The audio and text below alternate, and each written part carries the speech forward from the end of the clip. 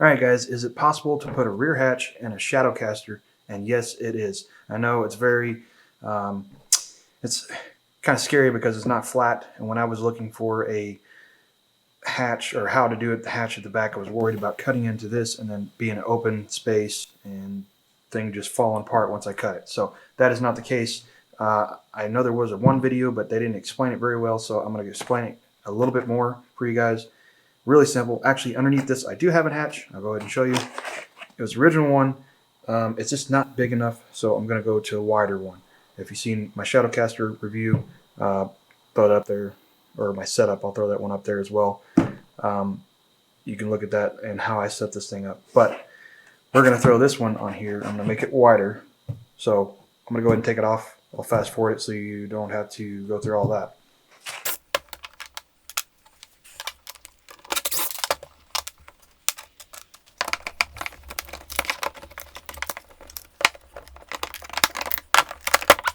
Alright, I'm going to save this hatch and put it actually on my daughter's kayak.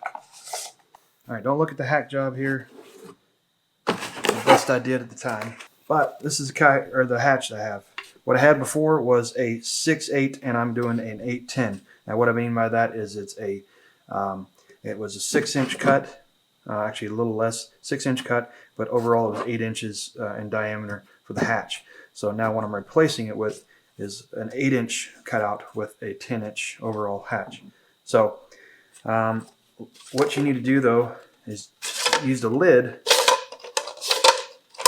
for your cutout. You'll turn it upside down and you'll find your cutout, and then later we'll use this to figure out where we're going to have to cut this out. I'm going to show you how to do that as well. Alright, so let's mark that.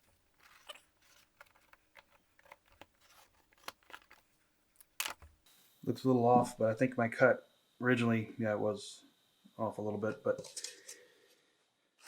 now we're going to cut that. I'm using a jigsaw. You can use, well, there's a few different things, but right now I'm going to be using a jigsaw. So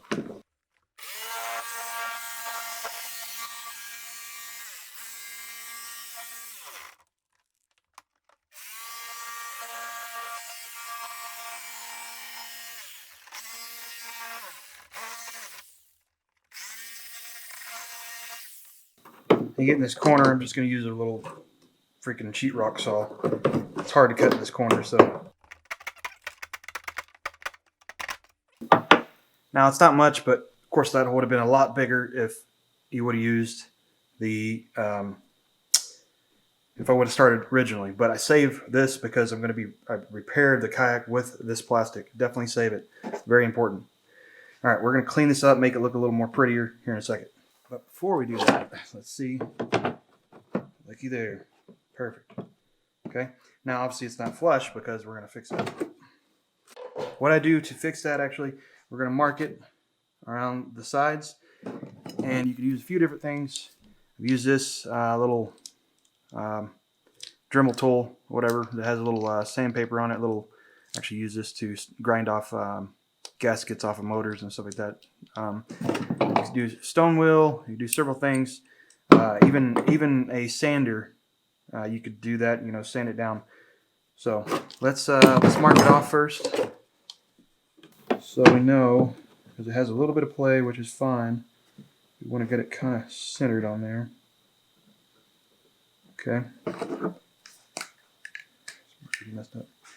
So all I'm going to do is, hopefully you can see this with the camera, but put little marks there. Okay, I know that's my limit, that I'm not going to go any farther than that. Okay. Now you can take the marker off with some alcohol or something, but if that really bothers people. So there is where I'm going to be grinding. I'll show you that now.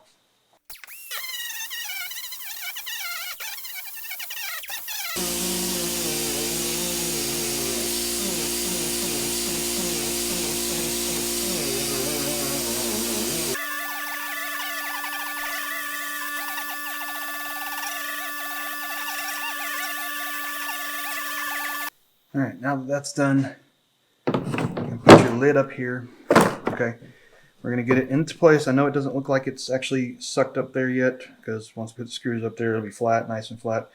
I did go over a little bit. That's kind of what you're going to have to deal with. You may be able to do a little better than I have, but it doesn't look that bad. So you want to get this aligned up to where you want it to be. So if you want, I'm not going to put a hole here or a screw here, so it's going to have to be off a little bit, say right there. So screw holes in the flat area, flat area, flat area, you know. And right here, we're going to fill this up with some of that goo or goop, whatever, and back here as well a little bit. So I think right there is probably fine for me. So I'm going to put one screw hole in, or excuse me, drill in one small pilot hole and get a screw started. So that's all I'm doing for right now. Leave that right there. I'm going to switch bits.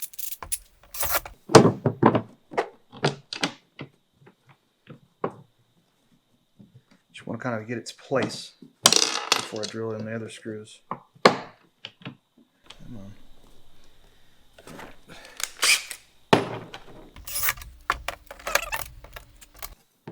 Okay, still pretty flat all the way around.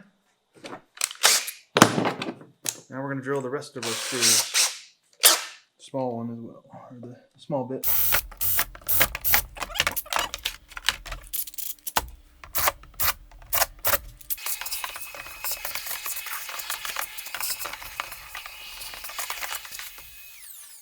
Okay, now we're going to put this, I know it's a junky rag, but just to catch any glue or anything that falls down there.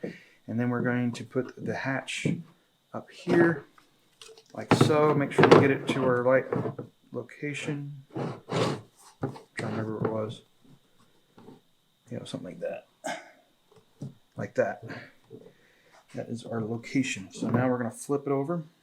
Okay, now it's time to put the goop. I'll post this down there as well in the description for Amazon. That's where I got this. This is it. Before I put that, I'm going to put tape up here because I'm actually going to have a lot of that goo running down this. I'm going to make sure it's kind of clean. Actually, I didn't. It's only going to run in through here, so that's the only place I'm really worried about. So what I do, put the tape right there in between that crack. That way it just kind of fills into that spot and it's not going to go anywhere else. Put a little more tape around it. That way it's nothing fancy. Okay. Now I'm going to put our goop. I just put it right on this little seam here that it gives you.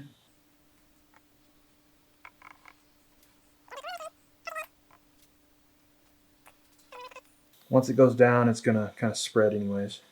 I'm going to flip this over quick and get it into place. Now, start putting our screws in. Now, what I was saying earlier, actually go ahead and put goo or goop. I always say goo. Goo, goop, whatever. Goofy goober.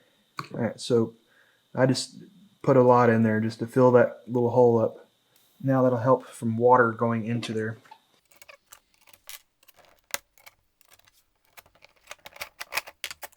This is probably the hardest part. You definitely want to tighten this up before the glue dries, obviously.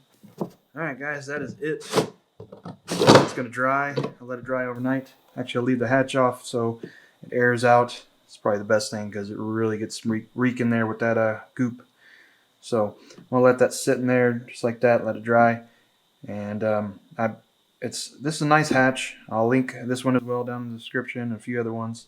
I do like it that it is out of the way. You know, it's not a flip up one, because if you have a crate there, you can still take it off and slide it out. That would kind of, I mean, it would be nice though. I'd probably put a paracord or something on it and attach so you don't lose it. You accidentally drop it in the water or whatever. I mean, it probably would float, but so the other one has the bag. I'll post that down there. It had hardware with it, but this was the 10-inch or 8-inch, excuse me, cut 10-inch overall. But it's not bad. You still have plenty of room here for your crate. And I'm right here at the edge. It was a little hard to cut with that jigsaw, but I did it. Got it done either way. It's not the prettiest of jobs, but I was also doing it pretty fast. So let me know what you think. Do me a favor, if this helps you, hit that subscribe button. Help me out. And thank you guys. Hit that like button if you liked it as well. Till next time, y'all stay hooked.